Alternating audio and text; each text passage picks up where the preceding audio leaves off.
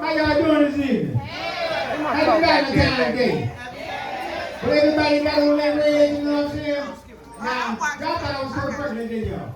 No, Cat Williams. Oh, you thought I was Cat Williams? Yeah. You think we know what it is? It was a good Lord, though. But it ain't, but I'm good daddy. I'm the titty man. Y'all love some big ass titty with a wet ass coochie. And you know what? Everybody want coochie. Some men want coochie so bad they have the surgery just to get one. You think I'm bullshitting? Ask Kate and Jenna. Now that's for real shit. You know, we live in a world out there where everybody satisfied with their gender. Niggas want to be bitches and bitches want to be niggas. And that's the bitch. Let me give y'all a good example. I was at the gas station the other day and I see the young lady with some big titties. Now mind you, I'm the daddy, I'm the titty man.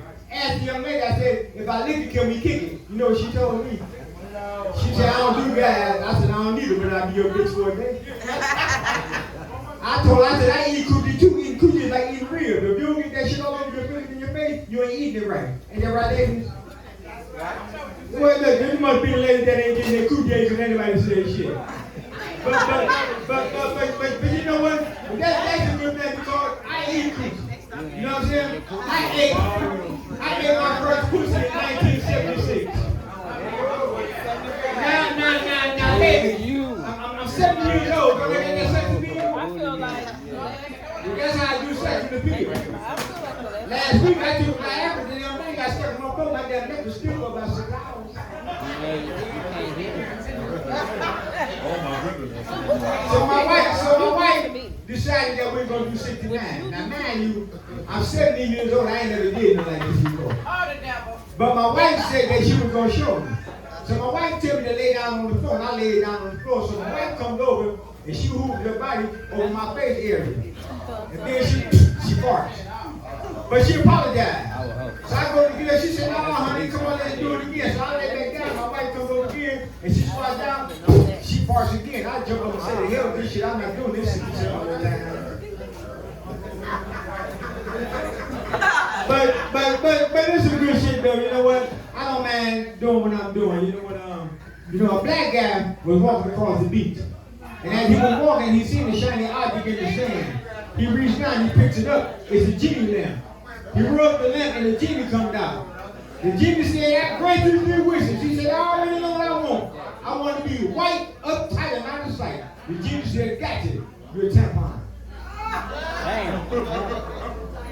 But you know, it take a long time, man, for me to write these jokes. And you know what? The best part of it is, now, I was a crack smoker. I smoked crack for 29 years. I'm 70 years old, look good as a motherfucker. You dig what I'm saying? And I'm still sexually active. You know what I'm saying? See, I wake up in the morning, my dick is on my heart. That's why I wake up out of bed.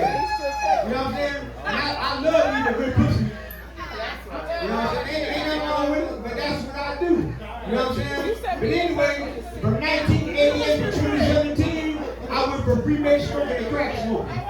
Man, I was so high, birds you damn near directions. I mean, I was so high one time, I called the police on myself, and they actually arrested my ass. They took me to jail. The next morning, I had to go to the court, and the judge said, "How do you plead?" I said, "Not guilty." He said, "Can you explain the 27 cigarette lighters?" I said, "Your Honor, I was afraid of the dog." Yeah, I used to be 6'3", but I smoked myself down to 5'2".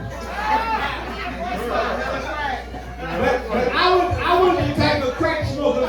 If I came over your house, you ain't need no vacuum cleaner. Anything that I see right on the floor, I picked that shit up because I thought that was a come up. You know what I'm saying? But you know what, y'all? I've been sober 8 years. December 30th, I just celebrated 8 years of sobriety. Thank you. And they told me, they said, you want to stay sober, you got to change the people, places, and things. And the first thing you want to do is get rid of the drugs and his phone number. Man, I ain't talking to my daughter since. And then my daughter still ain't talking to my baby. You know what I'm saying? Man, but it's a crazy world that we live in nowadays. You know, she was all fucked up. But I ain't gonna come up short twice because I'm the titty man. Like I said, I love some big ass titty. You know what I'm saying? I remember the first time I saw the titty. It was the babysitter. my mama used to have this girl babysit me when I was young. And she used to draw these pictures. And she said, well, do what you see the picture doing.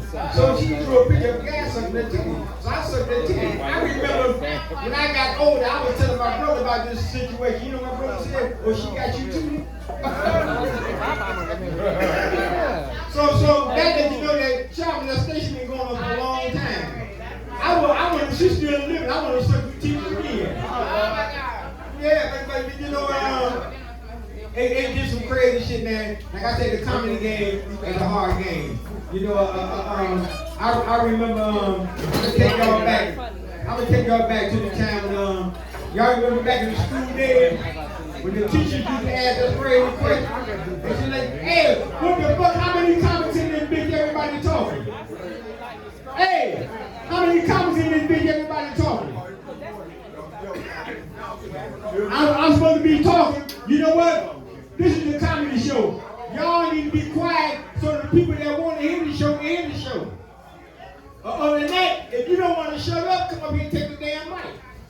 Now y'all fucking up my job. I'm getting paid for this shit. Sit down and shut the fuck up. Grown folks talking, goddammit. I ain't gonna come up short twice.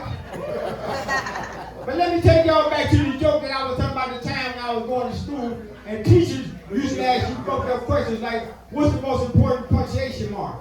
And I said, the period. The teacher said, can you explain it? I said, well, I don't know. When my sister missed hers, my mom fainted. My dad got mad and the next door neighbor moved out of town and never returned. So now my sister on the morning show trying to find her baby daddy. How many of y'all ain't got children? My crazy cousin Sabrina. So you know kids do fucked up shit, right? So the school called me because my son was acting up in school. So I had to go to the school to find out what was going on. So when I get to the school, they take me up to his room where he was at. But when I walked in the room, the teacher was asking the question. She said, asking the student, said, I want y'all to use the word fascinate in the sentence. So I didn't want to disturb the class, but I want to see what was going on. So this one girl raised her hand, and the teacher called on the little girl. The girl said, when I went down south this year, and my grandfather had a farm with sheep on it, and they were fascinating. The teacher said, no, I want you to use the word fascinating.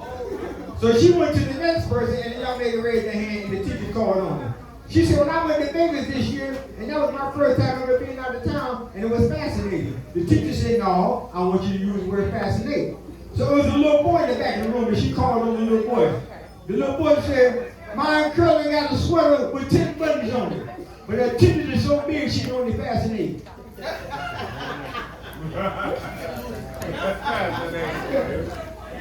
So how many of y'all out here on the date tonight? Ain't nobody out here on the date tonight? So y'all they're lying. So who are here on the date? Well, anyway, don't worry about it. If it is, you know, you ain't gonna miss nothing anyway. So I'm gonna tell y'all how I became a comedian. I had this job working at a pickle factory, and I had this fantasy of sticking my thing in the pickle slicer. Yeah, I worked there about 5 to 6 years, and every year I was going and I was looking. I had that fantasy of sticking my thing in the pickle slicer. I even called home and told my wife about it. She said, why would you want to do something like that? What if something happened to it? I said, honey, it's just a fantasy. So y'all, on my AP, I did it. Yeah, I stuck my thing in the pickle slicer. And I went home and I told my wife, I said, honey, I did it. She said, you know what? I said, I stuck my thing in the pickle slicer. She said, what happened? I said, I got fired. She said, no, the pickle slicer. I said, shit, that bitch got fired too. That's my time, y'all, man. Y'all give it up for the beautiful host over there, man, and my manager. That's my manager, CJ Star. If y'all ever want to book me, you are my manager, and she can tell you what to do. All right. Y'all give it up for